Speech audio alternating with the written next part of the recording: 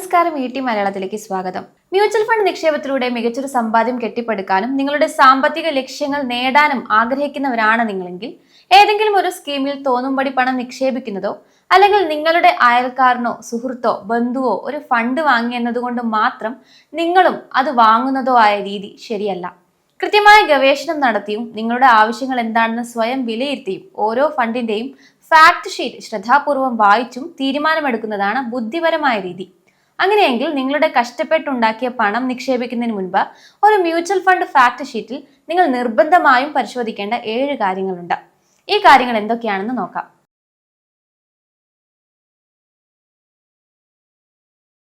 ആദ്യത്തെ കാര്യം, നമ്മൾ ഏൽപ്പിക്കുന്ന പണം ആരാണ് കൈകാര്യം ചെയ്യുന്നത് എന്നതിന്റെ വിവരങ്ങളാണ്. ആ വ്യക്തിയുടെ പരിചയ സമ്പത്ത്, വിദ്യാഭ്യാസ പശ്ചാത്തലം, അവർ നിലവിൽ എത്ര തുക കൈകാര്യം ചെയ്യുന്നു, അവരുടെ കീഴിലുള്ള സ്കീമുകളുടെ മുൻകാല പ്രകടനം എങ്ങനെയായിരുന്നു എന്നതൊക്കെ തീർച്ചയായും അറിഞ്ഞിരിക്കണം. ഒരു സ്റ്റാർ ഫണ്ട് മാനേജർ ഫണ്ട് നിയന്ത്രിക്കുന്നത് ചിലപ്പോൾ ഗുണകരമായേക്കാം. എന്നാൽ അതിലുപരിയായി ആ ഫണ്ട് ഹൗസിന്റെ നിക്ഷേപ ശൈലിയും രീതികളും മനസ്സിലാക്കുക എന്നതാണ് പ്രധാനം. ഒരു മ്യൂച്വൽ ഫണ്ട് സ്കീം കേവലം ഒരു വ്യക്തിയെ മാത്രം ആശ്രയിച്ചാകരുത് മുന്നോട്ട് പോകേണ്ടത്. മറിച്ച് കൃത്യമായ ഗവേഷണ സംഘവും ഫണ്ട് മാനേജ്മെന്റ് ടീമും അടങ്ങുന്ന ഒരു സിസ്റ്റത്തെ അടിസ്ഥാനമാക്കിയായിരിക്കണം. കാരണം നാളെ ആ ഫണ്ട് മാനേജർ ജോലി മാറിയാൽ അത് ആ സ്കീമിന്റെ പ്രകടനത്തെ തന്നെ ദോഷകരമായി ബാധിക്കാൻ പാടില്ല. മുൻകാലങ്ങളിൽ പ്രശാന്ത് ജെയിൻ, മധുസൂദനൻ കേള തുടങ്ങിയ പ്രഗത്ഭരായ പല സ്റ്റാർ മാനേജർമാരും ഫണ്ടുകൾ വിട്ടുപോയതിന് നമ്മൾ സാക്ഷ്യം വഹിച്ചിട്ടുണ്ട്. അടുത്തിടെയാണ് HDFC മ്യൂച്വൽ ഫണ്ടിൽ നിന്നും റോഷി ജെയിൻ പടിയിറങ്ങിയത്. ഇന്ത്യയിലെ ഏറ്റവും വലിയ ഫ്ലെക്സി ക്യാപ് ഫണ്ടായ HDFC ഫ്ലെക്സി ക്യാപ് ഫണ്ട് ഉൾപ്പെടെ ഏകദേശം 1.37 ലക്ഷം കോടി രൂപയുടെ അസറ്റുകളാണ് അവർ കൈകാര്യം ചെയ്തിരുന്നത്. അതുപോലെ തന്നെ ICICI പ്രുഡൻഷ്യലെ അനീഷ് തവാക്ലെയും രാജിവെച്ച് DSP അസറ്റ് മാനേജറിലേക്ക് മാറി. അദ്ദേഹം ഏകദേശം 1.07 ലക്ഷം കോടി രൂപയുടെ ഫണ്ടുകളാണ് നോക്കിയിരുന്നത്. ഇതുകൊണ്ടാണ് നിങ്ങളുടെ പണം ഒരു വ്യക്തിയെ മാത്രം വിശ്വസിച്ച് ഏൽപ്പിക്കുന്നതിനേക്കാൾ ഒരു ടീമിനെ ഏൽപ്പിക്കുന്നതാണ് നല്ലത് എന്ന് പറയുന്നത്. ഫണ്ട് ഹൗസിന്റെ നിക്ഷേപ രീതിയും ഫണ്ട് മാനേജർമാരുടെ കഴിവും തമ്മിലുള്ള ഒരു സന്തുലിതാവസ്ഥ നിങ്ങൾ കണ്ടെത്തണം. ചുരുക്കത്തിൽ ഫണ്ട് മാനേജർമാരുടെ താല്പര്യങ്ങൾക്കും ഇഷ്ടാനിഷ്ടങ്ങൾക്കും അപ്പുറം കൃത്യമായ സിസ്റ്റത്തിലൂടെയും പ്രക്രിയയിലൂടെയും വേണം ആ ഫണ്ട് മുന്നോട്ട് പോകാൻ.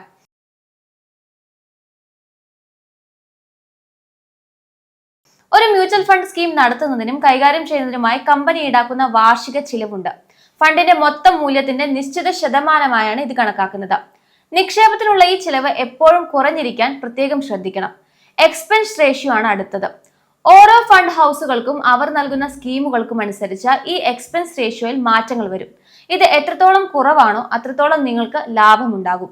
ഉദാഹരണത്തിന്, മികച്ച റേറ്റിംഗ് ഉള്ള ഫ്ലെക്സി ക്യാപ് ഫണ്ടുകൾ പരിശോധിച്ചാൽ HDFC flexi cap fund 0.67% expensive ratio ഈടാക്കുമ്പോൾ Parag Parikh flexi cap fund ഈടാക്കുന്നത് 0.63% മാത്രമാണ്. ഈ 0.04% ചെറിയ വ്യത്യാസം പോലും ദീർഘകാല നിക്ഷേപത്തിൽ വലിയ മാറ്റമുണ്ടാക്കും. നിങ്ങൾ 12% വാർഷിക ലാഭം പ്രതീക്ഷിച്ചുകൊണ്ട് 30 വർഷത്തേക്ക് നിക്ഷേപിക്കുകയാണെങ്കിൽ ഈ ചെറിയ ചിലവിന്റെ കുറവ് മൂലം മാത്രം പരാഗ് പരീഖ് ഫണ്ടിൽ നിങ്ങൾക്ക് ഏകദേശം 2.71 ലക്ഷം രൂപ അധികം ലാഭിക്കാൻ സാധ്യതയുണ്ട്. കുറഞ്ഞ എക്സ്പെൻസ് റേഷ്യോ നിങ്ങളുടെ ലാഭത്തിൽ എത്ര വലിയ സ്വാധീനം ചെലുത്തുന്നു എന്നതിന് തെളിവാണിത്. എന്നാൽ ഒരു ഫണ്ടിന്റെ എക്സ്പെൻസ് റേഷ്യോ കുറവാണെന്ന ഒറ്റ കാരണത്താൽ മാത്രം അത് തിരഞ്ഞെടുക്കുന്നത് ശരിയായ രീതിയല്ല. ഇതിനെക്കുറിച്ച് കൂടുതൽ ആഴത്തിൽ നമ്മൾ പഠിക്കേണ്ടതുണ്ട്.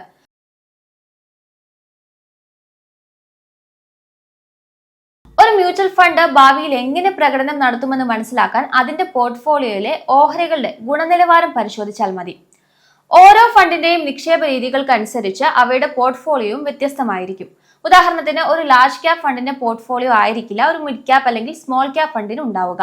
അതുകൊണ്ട് തന്നെ രണ്ട് ഫണ്ടുകളുടെയും ഫാക്ട് ഷീറ്റുകൾ താരതമ്യം ചെയ്യുമ്പോൾ ഒരേ വിഭാഗത്തിൽപ്പെട്ടവയാണോ എന്ന് ഉറപ്പുവരുത്തുക. ആകെ എത്ര ഓഹരികൾ ആ ഫണ്ടിലുണ്ട്, ആദ്യത്തെ 10 ഓഹരികളിൽ എത്ര ശതമാനം നിക്ഷേപമുണ്ട്, ആദ്യത്തെ 3 സെക്ടറുകളിൽ എത്ര ശതമാനം നിക്ഷേപമുണ്ട്, പണമായി എത്ര തുക കയ്യിലുണ്ട്, ഏത് നിക്ഷേപ ശൈലിയാണ് പിന്തുടരുന്നത് മുതലായ കാര്യങ്ങളൊക്കെ പരിശോധിക്കാവുന്നതാണ്.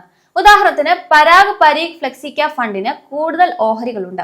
ഇതിന്റെ ആദ്യ 10 ഓഹരികളിൽ 47.5% നിക്ഷേപവും ആദ്യ 3 സെക്ടറുകളിൽ 54.6% നിക്ഷേപവുമാണുള്ളത്. അതായത് ഈ ഫണ്ട് കൂടുതൽ വൈവിധ്യവൽക്കരിക്കപ്പെട്ടതാണെന്നർത്ഥം.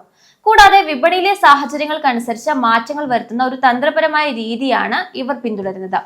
മുൻപ് 20 മുതൽ 25% വരെ പണമായി ഇവർ മാറ്റിവെച്ചിരുന്നു. മാത്രമല്ല, പരാഗ് പരീഖ് ഫണ്ട് വിദേശ ഓഹരികളിലും നിക്ഷേപിക്കുന്നുണ്ട്. ഗൂഗിൾ, മെറ്റ, മൈക്രോസോഫ്റ്റ്, ആമസോൺ തുടങ്ങിയ ആഗോള കമ്പനികളിൽ നിക്ഷേപിക്കുന്നതിലൂടെ അവർക്ക് ജിയോഗ്രഫിക്കൽ ഡൈവേഴ്സിഫിക്കേഷൻ ലഭിച്ചിട്ടുണ്ട്.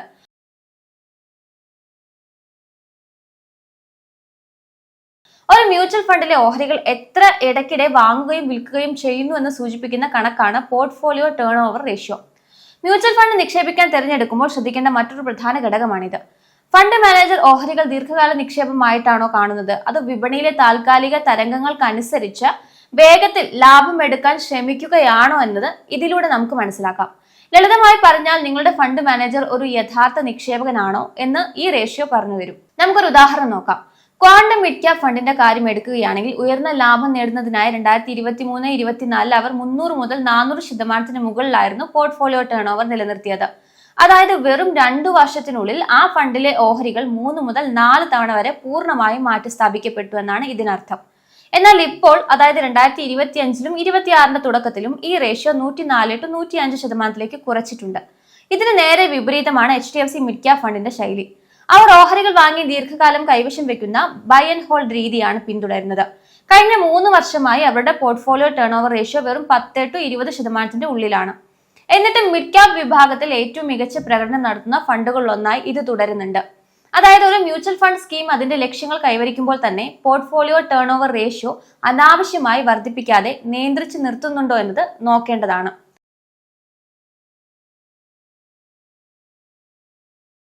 ഒരു മ്യൂച്വൽ ഫണ്ട് എത്രത്തോളം കരുതലോടെയാണോ അതോ അഗ്രസീവ് ആയിട്ടാണോ മാനേജ് ചെയ്യുന്നത് എന്ന് മനസ്സിലാക്കാൻ സഹായിക്കുന്ന കണക്കുകളാണ് price to equity, price to book value എന്നിവ.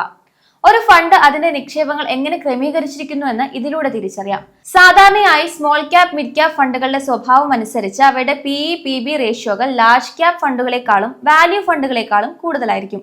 അതുകൊണ്ട് തന്നെ 2 ഫണ്ടുകളെ താരതമ്യം ചെയ്യുമ്പോൾ ഒരേ വിഭാഗത്തിൽപ്പെട്ടവയാണെന്ന് ഉറപ്പുവരുത്തണം.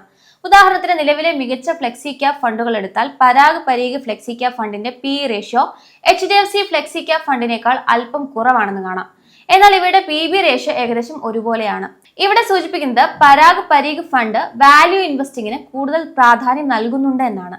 അതായത് ഒരു ഓഹരിയുടെ യഥാർത്ഥ മൂല്യത്തെക്കാൾ കുറഞ്ഞ വിലയിൽ അവ ലഭ്യമാണോ എന്ന് ഇവർ സജീവമായി പരിശോധിക്കുന്നുണ്ട്. അതേസമയം HDFC ഫ്ലെക്സി ക്യാപ് ഫണ്ട് പിന്തുടരുന്നത് growth at a reasonable price എന്ന തന്ത്രമാണ്. അതായത് ന്യായമായ വിലയിൽ വളർച്ചാ സാധ്യതയുള്ള ഓഹരികൾ കണ്ടെത്തുക എന്ന ശൈലി.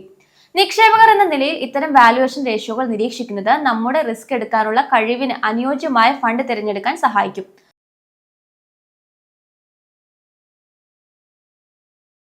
ഒരു മ്യൂച്വൽ ഫണ്ട് പോർട്ട്ഫോളിയോ എത്രത്തോളം മികച്ചതാണ് എന്ന് അളക്കാനുള്ള മറ്റൊരു അളവുകോൽ അത് നൽകുന്ന റിട്ടേൺസ് തന്നെയാണ്.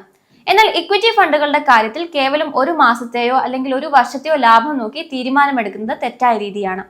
പകരം 3 വർഷം, 5 വർഷം, 7 വർഷം എന്നിങ്ങനെയുള്ള ദീർഘകാല പ്രകടനം വേണം വിലയിരുത്താൻ. ഒരു വർഷം ഏറ്റവും കൂടുതൽ ലാഭം നൽകുന്ന ഫണ്ട് അടുത്ത വർഷവും അതേ പ്രകടനം തുടരണമെന്നില്ല.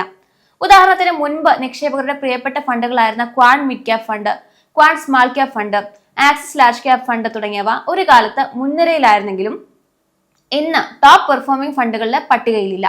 അതുപോലെ തന്നെ ഒരു കാലയളവിൽ മോശം പ്രകടനം നടത്തിയ ഫണ്ട് ഭാവിയിലും അങ്ങനെ തന്നെ തുടരുമെന്ന് കരുതരുത്. ഇതിന് ഏറ്റവും നല്ല ഉദാഹരണമാണ് HDFC ലാർജ് ക്യാപ് ഫണ്ട്.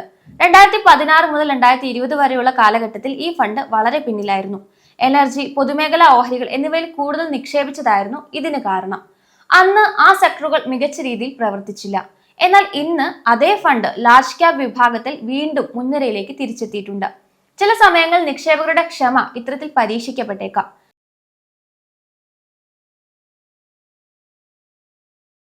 വിജയകരമായ നിക്ഷേപം എന്നത് റിസ്ക് ഒഴിവാക്കലല്ല, മറിച്ച് റിസ്കിനെ കൃത്യമായി മാനേജ് ചെയ്യലാണ് എന്ന് വാല്യൂ ഇൻവെസ്റ്റിംഗിന്റെ പിതാവും വാറൻ ബഫറ്റിന്റെ ഗുരുവുമായ ബെഞ്ചമിൻ ഗ്രഹാം പറഞ്ഞിട്ടുണ്ട്.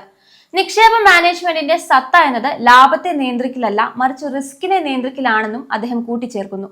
നിങ്ങൾ എന്താണ് ചെയ്യുന്നത് എന്നതിനെ കുറിച്ച് കൃത്യമായ ധാരണ ഇല്ലാതിരിക്കുമ്പോഴാണ് റിസ്ക് ഉണ്ടാകുന്നതെന്ന് വാറൻ ബഫറ്റും പറഞ്ഞിട്ടുണ്ട്. അതുകൊണ്ട് നിങ്ങളുടെ പോർട്ട്ഫോളിയോയിലേക്ക് മ്യൂച്വൽ ഫണ്ടുകൾ തിരഞ്ഞെടുക്കുമ്പോൾ വെറും ലാഭം മാത്രം നോക്കാതെ റിസ്ക് അഡ്ജസ്റ്റ്മെന്റ് റിട്ടേൺസ് കൂടി വിലയിരുത്തേണ്ടതുണ്ട്. ഇത് മനസ്സിലാക്കാൻ സാധാരണയായി ഷാർപ്പ് റേഷ്യോ, സോർട്ടിനോ റേഷ്യോ എന്നിവയാണ് ഉപയോഗിക്കുന്നത്. മൊത്തത്തിലുള്ള വോളറ്റിലിറ്റിക്ക് അനുസരിച്ച് ഒരു നിക്ഷേപം എത്രത്തോളം അധിക ലാഭം നൽകി എന്നതാണ് ഷാർപ്പ് റേഷ്യോ കാണിക്കുന്നത്.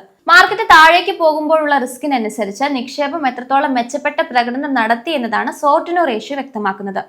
ചുരുക്കത്തിൽ നിങ്ങളുടെ ലക്ഷ്യങ്ങൾക്കും റിസ്ക് എടുക്കാനുള്ള കഴിവിനും അനുയോജ്യമായ ഫണ്ടുകൾ മാത്രം തിരഞ്ഞെടുക്കുക. ശരിയായ അസറ്റ് അലോക്കേഷൻ പിന്തുടരുന്നതാണ് എന്നും ബുദ്ധി.